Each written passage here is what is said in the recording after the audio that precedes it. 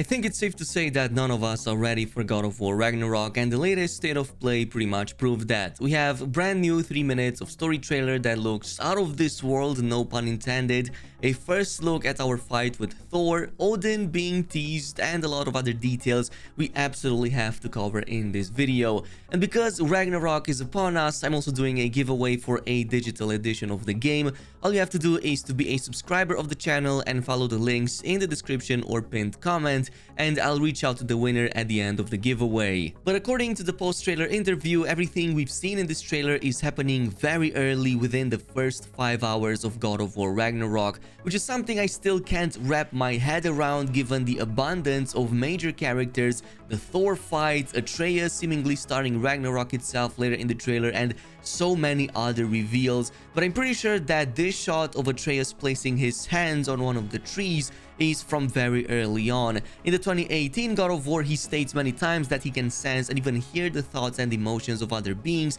so it's likely that this is how he senses maybe Fimbulwinter is coming to an end, signaling that Ragnarok will be starting soon. Judging by the surroundings, it's likely that this is located close to their house in Midgard, which we know that Fimbulwinter has affected a lot in the past 3 years since Baldur's death in the first game, extending all the way to the Lake of the Nine, now frozen solid. What gets me curious is the fact that Atreus signals the start of Ragnarok in this scene towards the end of the trailer, which again is supposedly happening within the first 5 hours. On his side, we can see Skoll and Hati, the two sons of Fenrir and pretty much the grandsons of Loki, so he's as well, that we know from the first mural in 2018. They constantly chase the sun and moon each day and each night until they finally will catch up with them, marking the onset of Ragnarok. In this shot, Atreus is the one that shoots the arrow that seeks Hati to choose the sun, splitting the sky in two and bringing down the night and moon. So this is basically confirming that Atreus is the one that signals the start of Ragnarok. Kratos can also be heard in the background saying that fate only binds you if you let it, a likely indicator of their attempt to change the prophecy from the first game, which is also the one that indicates that, yeah, Kratos will be dying during Ragnarok, so more on that in just a little bit. This is also the reason why I think our fight with Thor comes earlier in God of War Ragnarok rather than later. On one side, we know from Atreus' vision at the end of the 2018 game that Thor drops by their house towards the end of the Fimbulwinter, seeking revenge for the death of his two sons and half-brother Baldur. In the new trailer, we even have this amazing new combat scene between Kratos and Thor, effectively fighting on what appears to be the frozen Lake of the Nine. And I mean, it looks shockingly amazing, way better than I imagined. First of all, Thor is an imposing beast, charging at us with Mjolnir in his hand. I mean, it just looks threatening as heck. Also noticing in the fight, Kratos and Thor throw their weapons at each other, but they collide mid-air and they stay there momentarily, which is one of the coolest moments in the new trailer, up until each one of them recalls their weapons in their hand. One cool attention to detail here is how each character retrieves their weapons. While Kratos extends his palm the usual way to call back the Leviathan, Thor instead snaps his finger to retrieve Mjolnir. I don't want to read too much into this, but the way each character wields their weapons makes me think of how Kratos is much more brutal and much more primal, even compared to somebody like Thor. Now, I don't think this is the fight that will end Thor's life just yet, but I think that this is a nice setting on how we will be able to search out and even find Tyr eventually, which was impossible until this point because of the Fimbulwinter, which also caused Tyr's temple to completely freeze out, also causing realm travel to not be possible as a result. So what if our fight with Thor early on leads us to eventually finding Tyr and even seeking his help? We do know that Odin was the one that imprisoned Tyr, but he's likely also the key to reaching Asgard and his father Odin at some point. In the trailer, we can see Tyr leading Kratos and Atreus to what, at least to me, seems to be a hidden temple in Alfheim, which could prove, yeah, the way we can enter Asgard at some point. From the Norse mythology, Alfheim is the place where the Bifrost Bifrost gets its power source to travel between the realms, which we already freed in the first game from the Dark Elf King in 2018, so we could now maybe go back and use that in one way or another to reach Odin and eventually defeat him.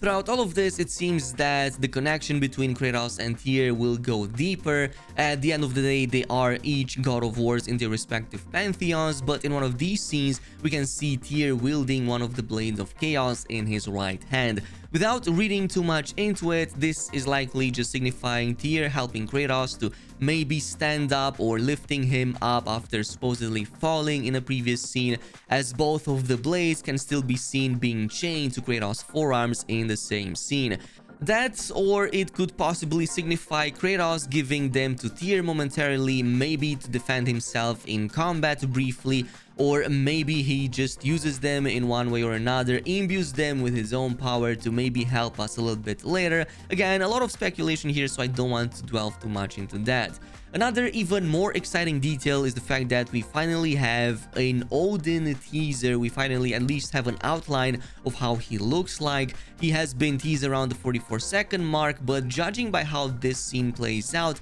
I think that this is just another vision that Atreus has, just like the one that he had with Thor in the secret ending in 2018, since it plays very similar to that and we can only see his silhouette rather than his facial features. That, or the entire Norse pantheon for some reason just happens to knock on their door every few days, but I think it's the first one, in all honesty. He appears to be bald in this scene, and from the dialogue that he addresses to Kratos about all of the bloodshed that he committed and dragged Atreus into as well, it almost seems that he's kind of taking a lot of special interest into the boy and maybe trying to sow some discord between father and son. So far, there have been quite a few fan theories out there that pointed towards Odin trying to replace Kratos as Atreus' father, something that Atreus himself could also be fully aware of, given the fact that he's all secretive and kinda hiding details from his father throughout this story trailer,